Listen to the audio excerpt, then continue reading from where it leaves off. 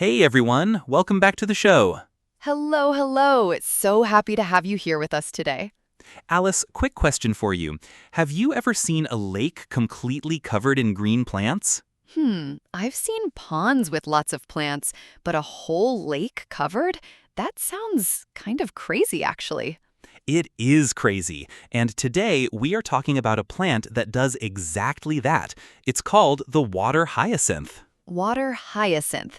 Okay, that sounds fancy. Is it pretty? It has beautiful purple flowers, but trust me, it is not as nice as it looks. Ooh, I love a plant with a dark side. What's the story? Today's article is called The Problems and Benefits Created by the Spread of the Water Hyacinth in Kenya. It's about how this plant took over a huge lake in Africa, and then, surprisingly, how villagers found a way to turn it into cooking gas. Wait, cooking gas from a weed? That's amazing. Just from the title, I'm already wondering, did the plant cause real problems for people? And how on earth do you turn a plant into gas? Maybe there's a village that figured out a clever solution? Great guesses. I'll give you a hint. There is definitely a clever solution, and it involves something called a digester. Sounds like a stomach, right? Let's dive in and find out. I love it. Let's go. Here is what we will do today. In Part 1, we read the passage together. In Part 2, we learn the core skills. In Part 3, we do a quick review. And in Part 4, we practice together with all 13 questions. 13 questions? A lake full of weeds and a magic machine? This is gonna be a good one. Let's start. Okay, welcome to Part 1. This is the reading passage. The title is The Problems and Benefits Created by the Spread of the Water Hyacinth in Kenya. Don't worry about the title yet. We will explain everything as we go. I will read each paragraph slowly. After each paragraph, Alice will explain the main idea in simple English, B1 or B2 level. Then we move on. Think of it like watching a movie with subtitles, but for your ears. Ready? Let's read. Water hyacinth, an aquatic plant native to South America, first appeared in countries in Africa in the early 1900s. Scientists there called it the world's worst aquatic weed after it spread from the southernmost tip of Africa and started obstructing major dams and rivers. Okay, let me break that down. Water hyacinth is a plant that lives in water. That's what aquatic means. It originally came from South America, but it arrived in Africa in the early 1900s. And very quickly, scientists started calling it the worst water weed in the world. Why? Because it blocked big dams and rivers.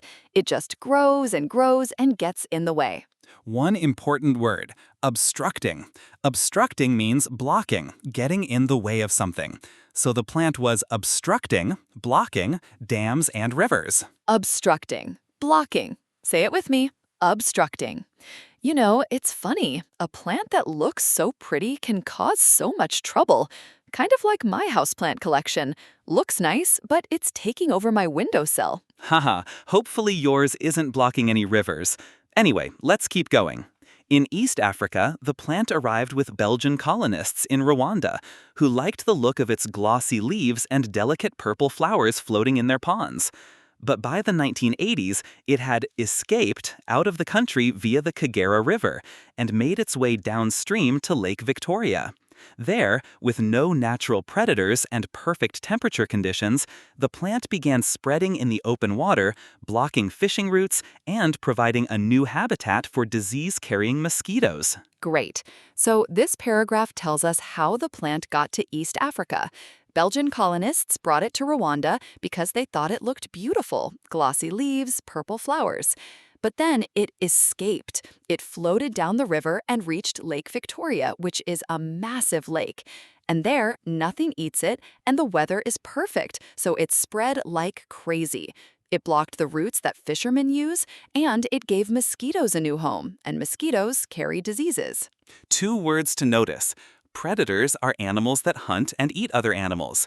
The plant had no natural predators. Nothing ate it. And habitat means the natural home of a plant or animal. So, quick recap. Paragraph A, the plant arrived in Africa and blocked rivers. Paragraph B, it reached Lake Victoria and started causing problems. Got it.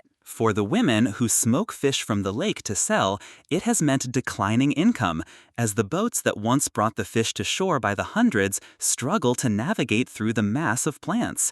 But water hyacinth isn't their only headache. In order to smoke the fish that they buy, they must gather huge quantities of firewood, sometimes walking as far as 10 kilometers each way to complete their work. And each day as they cook, they breathe in the thick gray smoke. Okay, this paragraph is about real people. Some women make money by smoking fish. That means cooking fish over a fire to preserve it. But now, because of the water hyacinth, boats can't get through, so the women earn less money, declining income. And there's another problem. They need firewood to cook the fish, and they have to walk a really long way, 10 kilometers each way, to find enough. And all that smoke is bad for their health. Declining, we saw this word before in another episode. It means getting smaller, going down. So declining income means the women are earning less and less money. Quick question for you, no pressure. Why are the women earning less money? Because the boats can't get through the plants to bring fish to shore.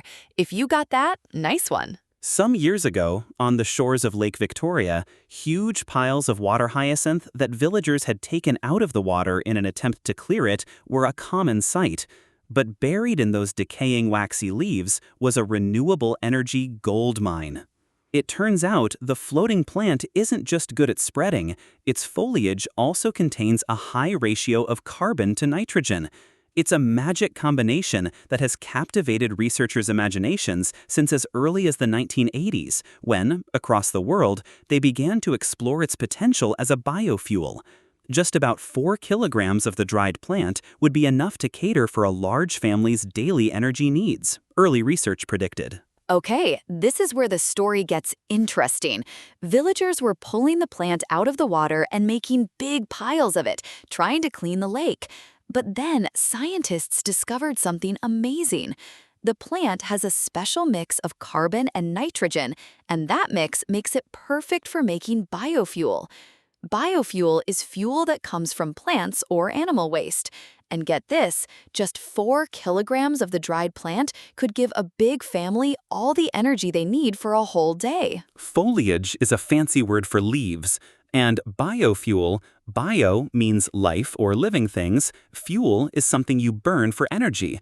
So biofuel is energy made from living things. So this world's worst weed might actually be a hidden treasure. I love a good plot twist. In 2014, Nigerian academics announced they had got better yields of biofuel gas when they mixed the plant with chicken manure. A few years later, Kenyan scientists confirmed what their Nigerian peers and others had already found. Manure worked to improve the process of converting the weed into gas. So scientists in Nigeria tried something clever. They mixed the water hyacinth, that's bird poop, and guess what? They got more gas that way. Then Kenyan scientists tested it too, and they agreed. Mixing the plant with manure makes the gas-making process work better. Manure is animal waste, poop, that can be used to help plants grow, or, in this case, to make gas. And yields means the amount you get, so better yields means more gas. Who knew bird poop could be so useful? Science is amazing. In 2018, the technology came to a village on the shore of Lake Victoria called Dunga. The project promised a 2-for-1 solution to the dual menaces of the water hyacinth and dependence on firewood. The community received a pair of donated biogas digesters, machines that would transform a mix of water hyacinth and cow dung into biogas for cooking. Okay, so in 2018, this technology arrived in a village called Dunga, right by Lake Victoria. The villagers got 2 special machines, biogas digesters. A digester is a machine that takes the plant and cow dung, that's cow poop, and turns it into biogas, which is gas you can cook with. So it solves 2 problems at once. It gets rid of the weed, and it gives people clean fuel instead of firewood. Dual means 2. So a 2-for-1 solution, you solve 2 problems with 1 action. And menaces are dangers or threats. So the plant is a problem, but now it's becoming a solution. I love this story. The digesters work a bit like a stomach. The mixture goes in one end, think of it like a mouth, and over the next 20 to 30 days, it goes through a fermentation process and breaks down, giving off gas that comes out the other end. From there, the clean-burning gas is passed through pipes to the point of use, just like traditional domestic gas.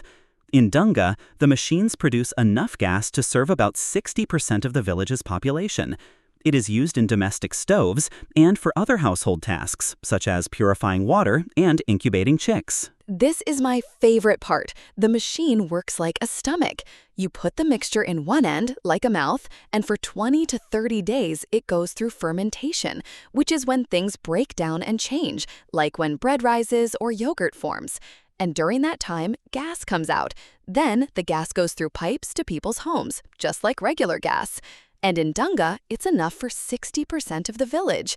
They use it for cooking, cleaning water, and even keeping baby chicks warm. Purifying means making something clean. So purifying water means making it safe to drink. And incubating chicks means keeping baby chickens warm so they can grow. So the machine basically eats the weed and poops out clean gas. Nature is wild. That's actually a pretty good way to think about it. The project is testing whether biogas can provide an effective alternative to firewood and charcoal in rural Kenyan communities. Results indicate that the program seems to be working. The women who smoke the lake fish are already getting sick less often. Besides, they don't have to devote a lot of time every day to gather firewood, which is a great relief. As a result, they're able to make more money for their families from other enterprises. Alternative means another option, a different choice. So biogas is an alternative to firewood, a different, cleaner option. And enterprises means businesses or projects. More time, more money, better health. That's a win-win-win. Kaniva Muindi is an epidemiologist and air pollution research fellow at the African Population and Health Research Center in Nairobi. She says families who switch to the smokeless cooking method, that's biogas, could expect fewer respiratory diseases.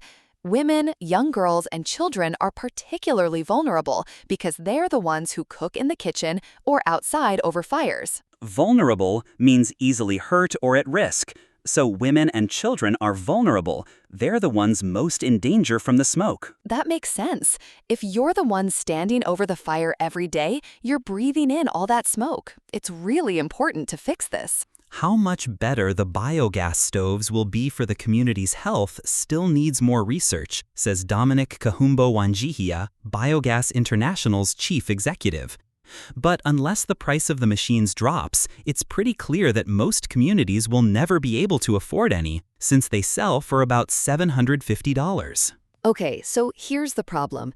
The machines work, but they cost about $750. That's a lot of money for most villages. So unless the price comes down, most communities just can't buy them. The scientist says we still need more research to know exactly how much healthier the biogas stoves are, but the price is a big barrier. Afford means to have enough money to pay for something. If you can't afford something, it's too expensive for you. $750? That's a lot. I hope the price comes down. Kaniva says affordability is a challenge worth addressing, given the huge health and environmental dangers posed by dirty fuels such as wood, charcoal, and kerosene. If biogas could become affordable on a large scale, she says, it would be life-changing for millions on the African continent and beyond. The last paragraph. Kaniva says the price problem is worth solving because wood, charcoal, and kerosene are dirty fuels that are really bad for health and the environment.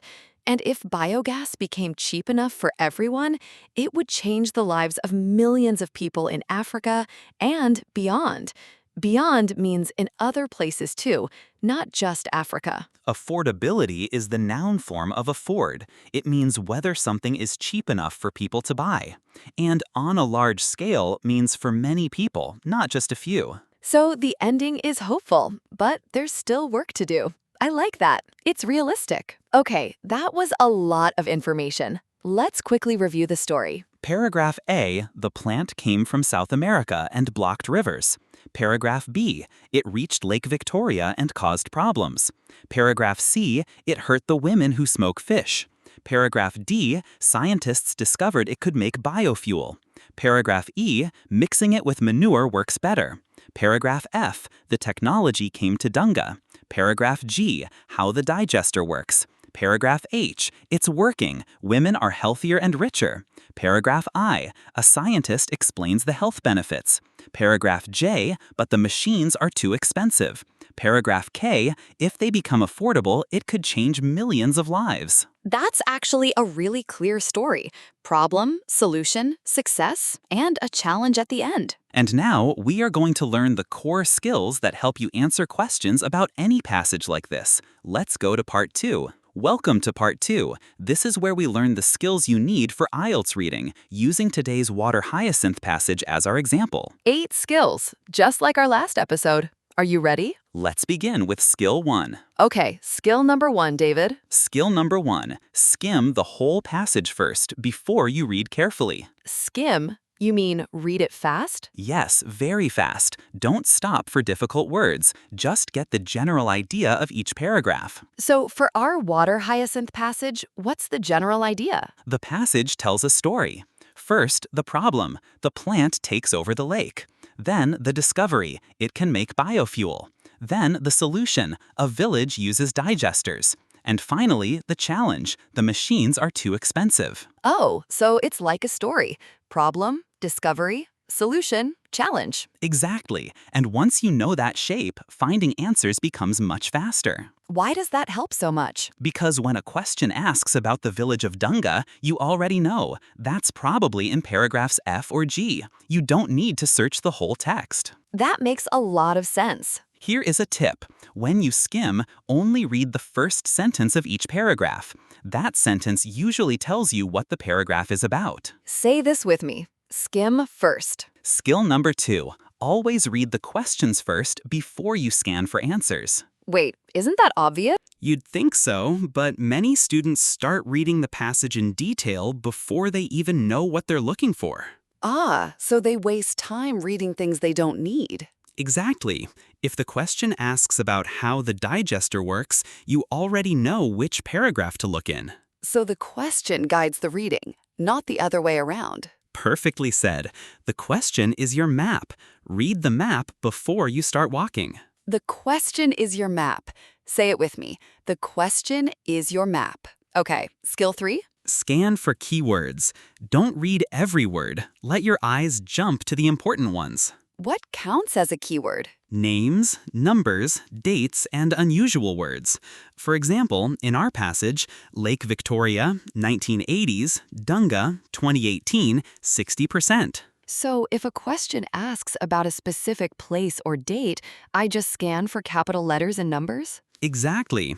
Your eyes move down the page quickly, like a camera, looking for the important things. Like a camera. My eyes are a camera. I love that. Numbers and dates are always easy to spot. If a question mentions 1980s, your eyes will find it very quickly. Skill 4 is a really useful one. Watch for paraphrasing. What do you mean by paraphrasing? The question will almost never use the exact same words as the passage. It will use synonyms instead. Can you give me an example from our water hyacinth passage? Sure. The passage says declining income. A question might say earning less money. Oh, declining becomes earning less, and income becomes money. Exactly. Same meaning, different words. That sounds hard. It gets easier with practice, honestly. The skill is simply don't look for the same words. Look for the same meaning. Say that again, David. I want to remember it. Don't look for the same words. Look for the same meaning. Don't look for the same words. Look for the same meaning. Say it with me. Skill 5. Find the topic sentence. Usually, the first sentence of a paragraph tells you what the whole paragraph is about. So in paragraph F, the first sentence says the technology came to a village called Dunga. Right. So immediately, you know, this paragraph is about the village and the new technology. So I don't need to read the whole paragraph carefully unless the question is about Dunga. Exactly right. The topic sentence is like a sign on a door. It tells you what is inside before you open the door. Let's practice. Listen to this first sentence. What is the paragraph about? For the women who smoke fish from the lake to sell, it has meant declining income. The paragraph is about the women who smoke fish and how they're earning less money. That's paragraph C. Did you get it right? Skill 6 is the one that trips learners up the most, but it's really just a small logic puzzle. True, false, not given questions. Oh no, I always get confused with not given. Everyone does at first. Here is the key difference. True means the passage says the same thing as the statement. So not given does not mean false. It just means the passage is silent, no information. Exactly. The passage is silent. Say it with me. The passage is silent. And here's a little trick this question type likes to play. Sometimes the statement says something happened, but the passage says it happened in a completely different way. That's usually a false. So I need to check. Does the passage say the opposite, or does it just not say anything? Exactly. Let me test you with a quick example. Here's a statement.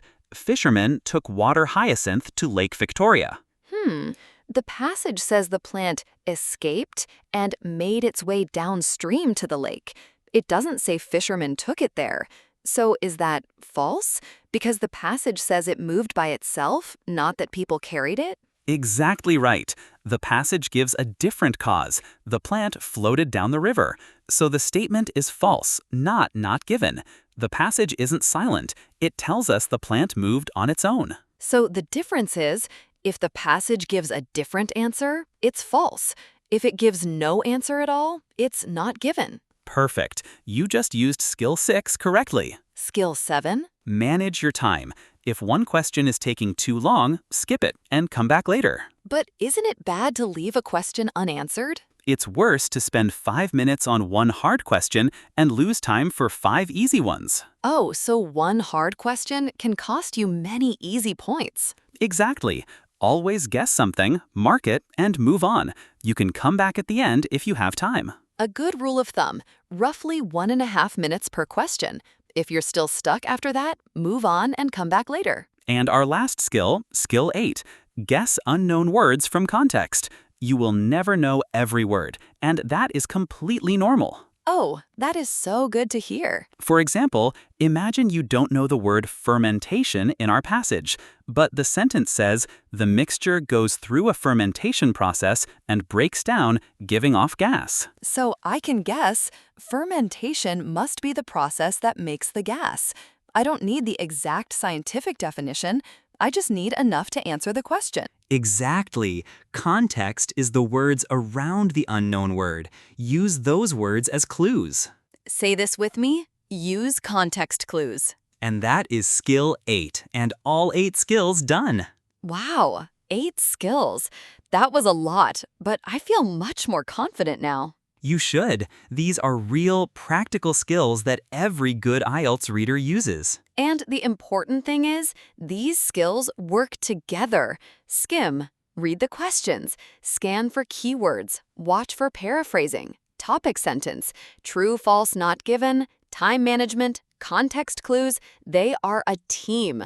All 8 working together. Let's go review them quickly. Before we move on to part 3, David, where can students practice these reading logic skills? Definitely check out IELTSlogic.com. It offers full reading passage breakdowns, listening practice, and speaking logic chain training. That's awesome. Built by system architects to sharpen your analytical thinking. Visit IELTSlogic.com today. Welcome to part 3. Quick review, no pressure, just a fun recap. I will quiz Alice, and you can play along at home. Ready, Alice? Ready. I will remember all 8. Watch me. Okay, Alice, I'm going to quiz you. Skill 1. What do we do first? Read every word very carefully? No, that's the opposite. Skim first. Get the big picture. Right. Skim first. I knew that. Okay, skill 2. What do we do after skimming? Read the questions first. The question is my map. Yes, good. Skill 3? Scan for keywords, names, numbers, dates, eyes like a camera. Nice. Skill 4? Watch for paraphrasing, same meaning, different words. Yes, don't look for the same words, look for the same meaning. Skill 5? Find the topic sentence, the sign on the door. Exactly. Skill 6? True, false, not given. And not given means the passage is silent. Perfect. Skill 7? Manage your time.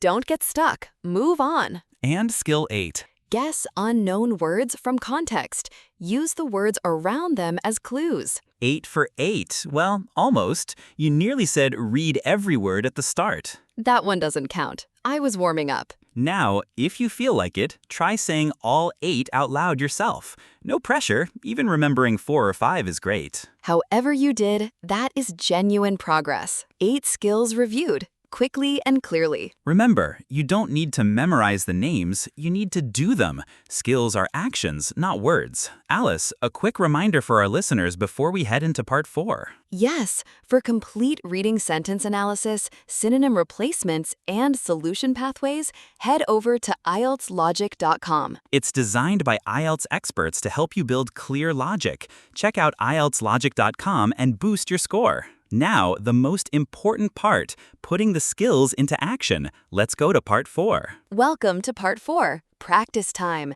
This is where we go through all 13 questions from today's passage, one by one. Try to answer before we give you the answer if you can. Say it out loud if you like. No pressure though, just listening carefully works too. After each question, we pause. Then we go back to the passage, look at the exact line, and explain the answer. 13 questions. Let's do it. Question 1.